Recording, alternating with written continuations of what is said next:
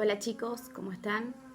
Este video lo hago más que nada para poder explicarle algunos conceptos, para poder introducirnos en el proyecto mismo de investigación. No soy muy buena haciendo esto, así que espero que les sirva, por lo menos. De todas maneras, todo lo que voy a decir en este video está en un PowerPoint que les voy a mandar y también lo hice en formato PDF. Así lo pueden imprimir y cada uno lo tiene en sus carpetas. Bien, anteriormente nosotros habíamos hablado de lo que eran los saberes críticos y los saberes vulgares o el sentido común, ¿sí? Y dijimos que el saber era una forma de conocimiento. Bien, vamos a partir como primer concepto, el conocimiento. El conocimiento tiene muchas definiciones, pero una de las más usuales, o por lo menos una de las que vamos a tomar, tiene que ver con que el conocimiento se da en una relación entre un sujeto de conocimiento y un objeto de conocimiento, ¿sí?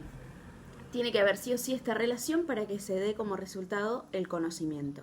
Y para que el sujeto pueda llegar a ese objeto de conocimiento, va a utilizar un camino, ¿sí?, que lo va a llevar, y a eso le vamos a llamar método nosotros. También vale aclarar que el conocimiento no siempre tiene que ser algo, o por lo menos el objeto de conocimiento, no siempre tiene que ver con algo material o físico, sino que también puede ser una idea, un fenómeno, un proceso, un hecho en sí mismo. Bien, y si hablamos de que este conocimiento va a ser claro, preciso, riguroso, metódico, vamos a hablar de que el conocimiento es científico, ¿sí? Y a su misma vez también el método. ¿Sí? Esto viene un poco con el positivismo, ¿sí?, que también lo vimos en el surgimiento de las ciencias sociales.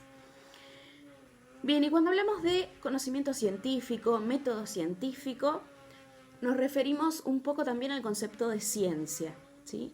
Y la ciencia tenemos que entenderla como un campo dinámico de conocimientos que siempre está cambiando, modificándose y siempre avanza, ¿sí? Muchas veces pensamos la ciencia como un campo estático de conocimientos y en realidad la ciencia es todo lo contrario, ¿sí? Es algo que se va modificando y cambiando todo el tiempo. Esto un poco también tiene que ver con que el científico, nuestro prejuicio, o por lo menos el de algunos, vemos al científico como aquel hombre de guardapolvo blanco y de laboratorio, y en realidad el científico o investigador, también podríamos llamarle, no es un acumulador de conocimientos, sino más bien es un gran generador de problemas, ¿sí?, que busca resolver.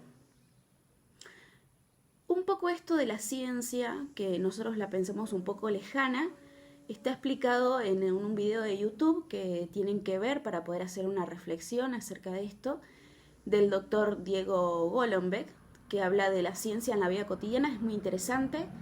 Él es muy cómico contándolo, así que creo que les va a gustar y mucho. Bien, y cuando hablamos de ciencias también sabemos que las ciencias se clasifican de maneras diversas, ¿sí?, según la veracidad, el objeto de estudio, la realidad que estudian y demás. Una de las grandes divisiones es entre las ciencias formales o ideales y entre las ciencias fácticas o materiales. ¿Y qué los diferencia en su objeto de estudio? Es que las ciencias formales estudian entes formales, ¿sí? Que esto quiere decir que solo existen en la mente del ser humano. O sea, estos signos y símbolos son inventados por el hombre. No hacen referencia a algo de la realidad empírica, por eso usan los razonamientos. Y para que lo entiendan mejor, ejemplo de ello son la lógica y la matemática, ¿sí? Piensen en los números y en los símbolos. Por eso es también que usan el método deductivo, toman las preposiciones como punto de partida para poder deducir otras. Y las ciencias fácticas o materiales, su objeto de estudio tiene que ver con fenómenos, hechos, procesos de la realidad empírica, ¿sí? Y para poder explicar la realidad empírica también van a elaborar conceptos para explicar esos fenómenos. Y todo lo que es la veracidad y la falsedad de todo esto va a tener que ver con la observación y la experimentación, ¿sí? La observación de esos fenómenos y la experimentación de ellos va a hacer que sean falsas o veraces las afirmaciones. Y estas afirmaciones las vamos a tomar como hipótesis, que son esas respuestas que uno da ante un problema de investigación. Pero siempre teniendo en cuenta que las hipótesis son provisionales. Esto quiere decir de que no siempre son cerradas, ¿sí? Que pueden ser refutadas y cambiadas durante el proceso mismo de la investigación. Bien, una vez que tenemos las ciencias divididas en formales y fácticas, también tenemos dentro de las ciencias fácticas otra gran división, que tiene que ver con la realidad que estudian.